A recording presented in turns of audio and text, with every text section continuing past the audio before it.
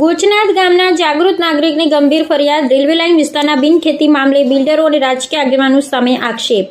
પાટણ જિલ્લામાં સરકારી તિજોરીને મોટું નુકસાન થવાની શક્યતા. તાત્કાલિક તપાસની માંગ, નહીતર ગાંધી ચિંધ્યા માર્ગે આંદોલનની ચીમકી. પાટણ જિલ્લાના સમી તાલુકાના ગોચનાથ ગામના જાગૃત નાગરિક હરિભાઈ મહાદેવભાઈ નાડોદાએ રેલવે લાઇન પસાર થવાની પ્રક્રિયા દરમિયાન જમીનોમાં કરાયેલ ગેરકાયદેસર બિનખેતી બાબતે ગંભીર ફરિયાદ કરી છે.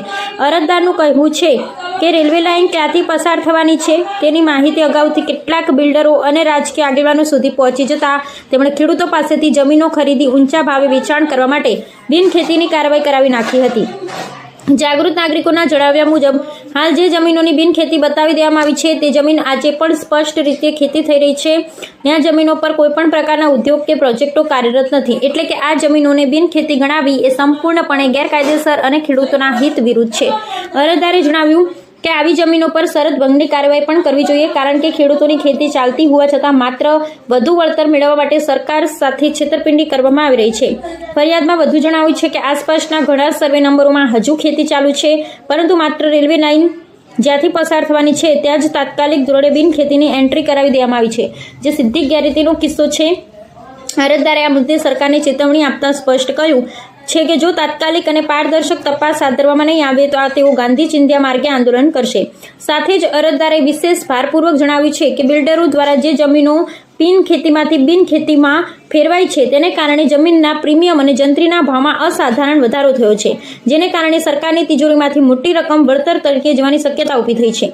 આ તમામ રકમ હકીકતમાં સરકારની છે ને જો યોગ્ય કાર્યવાહી ન થાય તો તિજોરીને મોટા પાયે નુકસાન થઈ શકે છે. તેથી સરકારને તાત્કાલિક હસ્તક્ષેપ કરી અયોગ્ય કાર્યવાહી પર રોક લગાવવી જોઈએ અને યોગ્ય કાનૂની પગલાં લેવા જોઈએ. સાથે જ રેલવેનો મંજૂરી નકશો બહાર પાડ્યો પછી જ એવી જમીનને બિનખેતી માનવ્યા ગણવી જોઈએ, જેવું જાગૃત નાગરિકોએ સ્પષ્ટ કહ્યું છે. જાગૃત નાગરિકની આ રજૂઆત પછી સ્થાનિક ખેડૂતોમાં ભારે રોષ ફેલાયો છે.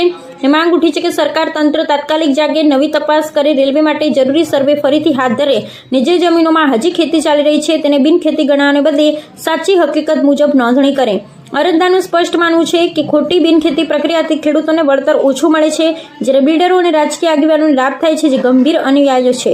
અરજદારોએ સરકારને તાકીદ હસ્તક્ષેપ કરવા વિનંતી સાથે ચેતવણી આપી છે કે જો ખેડૂતોને ન્યાય નહીં મળે તો આ મુદ્દો મોટા આંદોલનમાં ફેરવાશે. રિપોર્ટ નાથાલા ઠાકોર, વિશિષ્ટ કર્તવ્ય ન્યૂઝ, પાટણ.